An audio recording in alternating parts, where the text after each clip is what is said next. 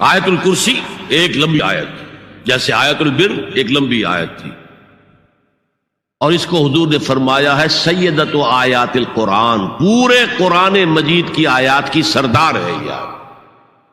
اور یہ شرک فی صفات کے ضمن میں یہ شمشیر قاطع ہے، شمشیر برہان ہے۔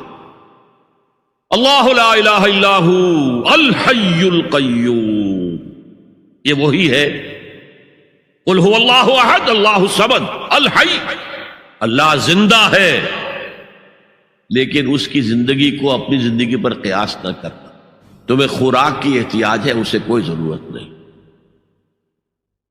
ما اريد منهم من رزق وما اريد ان يطعمون، مجھے کوئی احتیاج نہیں کہ مجھے کوئی رزق پہنچائیں، رزق دیں، مجھے کھلائیں، مجھے کوئی ضرورت نہیں۔ پھر تمہاری حیات نیند، اونگ، تھکان، ان تمام کمزوریوں کے ساتھ ہے۔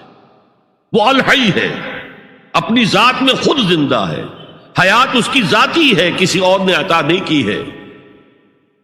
ہماری تو مستعار ہے، عمر دراز مانگ کے لائے تھے، 4 دن 2 آرزو میں کٹ گئے، 2 انتظار میں۔ اور القیوم بقیہ پوری کائنات کے لیے وہی ہے، اس کو تھامے ہوئے ہے۔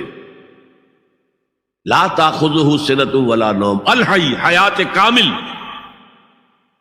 کہ اس کو نہ نیند آتی ہے نہ اونگ آتی ہے۔ لہ ما فی السماوات و ما فی الارض، آسمان اور زمین میں جو کچھ ہے اسی کی ملکیت ہے۔ تم کسٹوڈینز ہو، تم امین ہو، ای امانت چند روزہ نزدماس، در حقیقت مالک شے ہر شے خداست۔ یہاں تک کہ یہ میرا جسم بھی میرے پاس امانت ہے۔ میں کون ہوں؟ میری خودی، میری انا، میری روح جو پوزیس کرتی ہے اس بدن کو، لیکن یہ پوزیشن ملکیت کا نہیں ہے، امانت کا ہے۔ ای امانت، یہ ہاتھ بھی امانت ہے، میری زبان بھی امانت ہے، میری آنکھیں بھی امانت ہے۔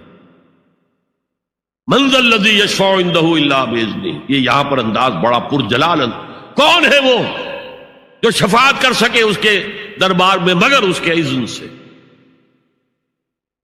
کسی کا ذاتی، کسی کا زور، کسی کا اختیار نہیں ہے کہ جس کی بنا پر وہ شفاعت کرے، ہاں اللہ کے اذن سے۔ اور دوسری جگہ پر آتا ہے جس کے لیے وہ چاہے گا اور جس کو اجازت دے گا، جیسے کہ آتا ہے اما یتساءلون میں، یوم یقوم الروح والملائکۃ صفا، اور ان میں سے کوئی بھی بات نہیں کر سکے گا، کلام نہیں کر سکے گا، لا یتکلمون الا من اذن له الرحمن، سوائے اس کے جسے رحمان اجازت دے، وقال صوابا، اور صحیح بات کرے گا، کوئی غلط بات نہیں کرے گا۔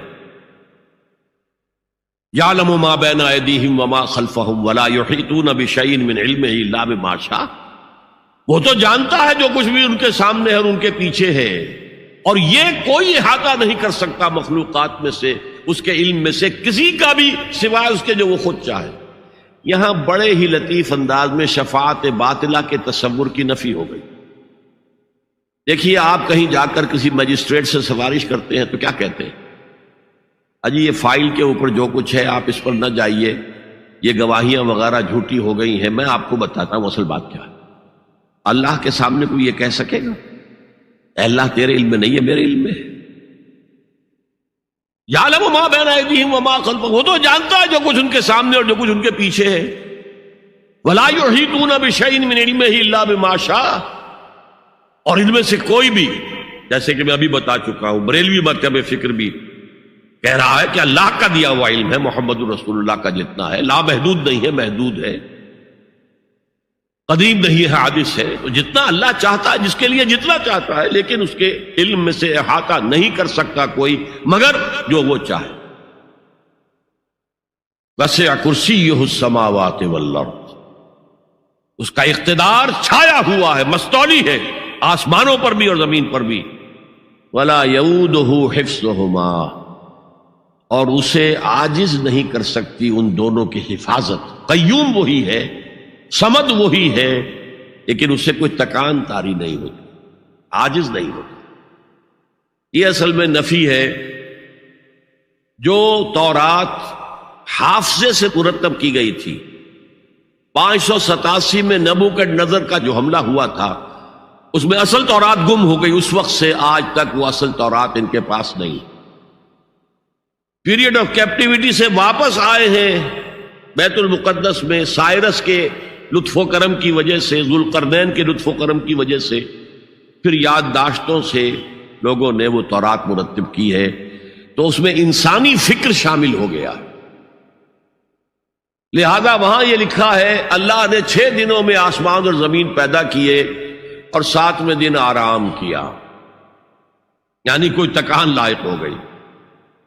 قرآن نے کہا، اللہ تعالیٰ نے فرمایا سورہ قاف میں، وَلَقَدْ خَلَقْنَا السَّمَاوَاتِ وَالْأَرْضَ وَمَا بَيْنَهُمَا فِي 6 أَيَّامٍ وَمَا مَسَّنَا مِن لُغُوبٍ، یقیناً ہم نے آسمان اور زمین اور جو کچھ ان دونوں کے مابین ہے انہیں 6 ہی دنوں میں پیدا کیا۔ وہ بات ٹھیک ہے، لیکن ہمیں کوئی تکان لائق نہیں ہوئی کہ ہمیں کسی آرام کی ضرورت ہو۔ لا یعودہ حفظہما وہو العلی العظیم، العلی وہی ہے سب سے بلند و بالا، لتکون کلمۃ اللہ ہی العلیٰ، تاکہ اللہ کا کلمہ سب سے سر بلند ہو جائے، اور وہی عظیم ہے، عظمت والا۔ اللہ تعالیٰ مجھے اور آپ کو اس سے بچائے، اپنے سابقہ زندگی کے گناہوں پر توبہ کرنے کی اور اللہ سے استغفار طلب کرنے کی توفیق عطا فرمائے، اور اپنے دینی فرائض کی انجام دہی کے لیے کمر بستہ ہو جانے کا عزم مصمم کر لینے کی توفیق عطا فرمائے۔